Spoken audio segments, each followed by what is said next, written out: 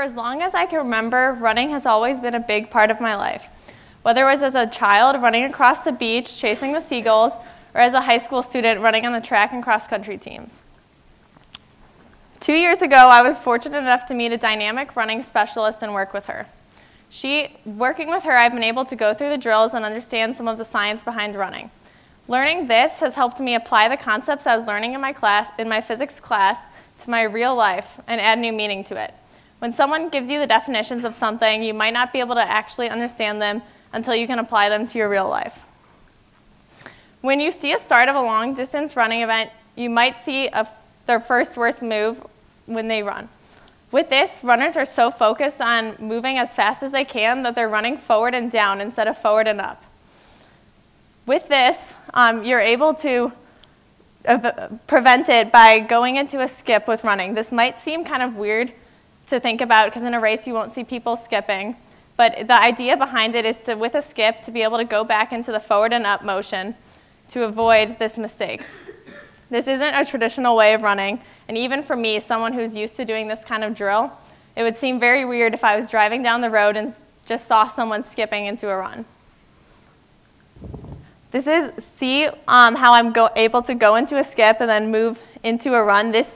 And it's projecting me forward and going forward and up instead of forward and down. So this is one way to fix it. And understanding this idea is able to help you set off your race or running or even in life just with your best foot forward. Another thing, so imagine you're running a race and you're side by side with someone. You're both trying as hard as you can to run as fast and you don't know if you can pass them. You might be able to use your knowledge of gravity and throw in a quick drop or speed increase. A drop is when you are able, it's a speed increase, so you're able to decrease the length of the radius of the pendulum motion of your legs, and this allows you to, the pendulum to swing faster. So then notice how, so when you're doing a drop, it was just originally described to me as you're walking in the hallway and you see someone you don't want to talk to, so you kind of just walk a little faster to get away. So you can use your imagination. I'm sure everyone can think of someone who they're trying to avoid. It could be a teacher of a class you just skipped, or it could be a boyfriend you just broke up with.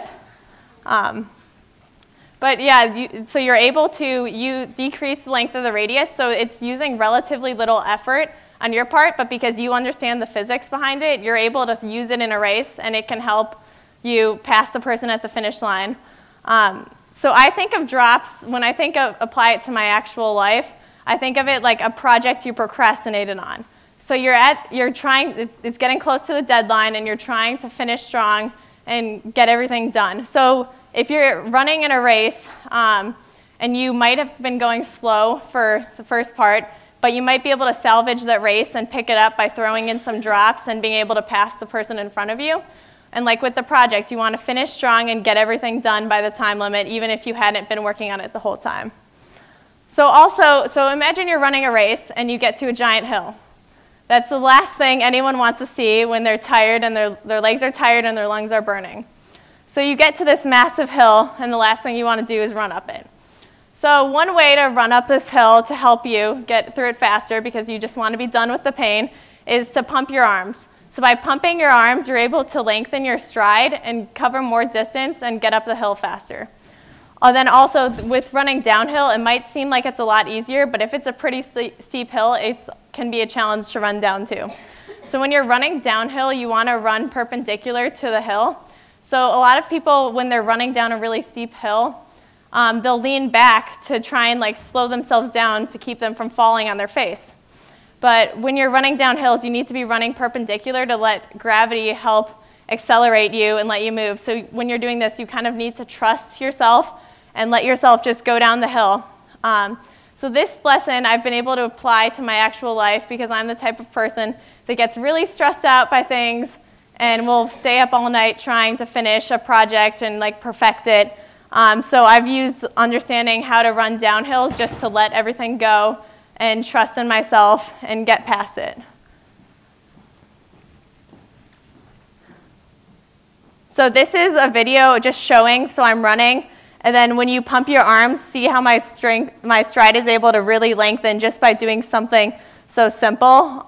So you might not, like if you aren't pumping your arms, like it's not really helping you to get farther. This can also be applied to blind turns. So a blind turn is something when you're running on a course or just running down the road and you turn around a corner, so could be trees blocking your view of what's in front of you. So if you're going around a blind turn and you're wanting to stay ahead of someone who's behind you, so you could be maybe 5 feet ahead of someone going into the turn, and then you pump your arms and accelerate through that turn, that allows you to maybe end up 10 feet ahead of them by the time they make it through that turn.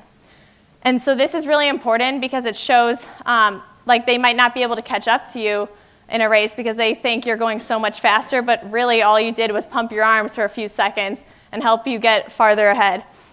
So this I was able to apply to my actual life by when you're heading into like an AP exam or a final. So you've studied a lot, but you don't know what's actually going to be on the exam. So you want to just go into it. You're going into the unknown of what's behind that turn or what's on the final, and you want to stay strong and just put your best foot forward and go be confident and get through that turn. So I've been able to apply all of these drills to my life. I've been working on these for years, and I've just been having fun with them. A lot of times I've just been experimenting on runs with these. So this past winter I trained for my first marathon in Walt Disney World, Florida. And so I'd be on like 2-3 hour runs, and so that can get kind of boring when you're by yourself. So I just take some of these drills and I would just play with them and see how I could really use them. Like with the skipping, if I felt like I was pounding my legs too much, I would just go into a skip for a few seconds, then back into a run, so that way I was fixing my form and making sure I was running forward and up. And also, so with this, I've been able to experiment with all of these drills, and it's kind of like through high school. I've really experimented with all different clubs and activities, and this has allowed me to find who I am and my passion, and allowed me to take on new challenges. Thank you.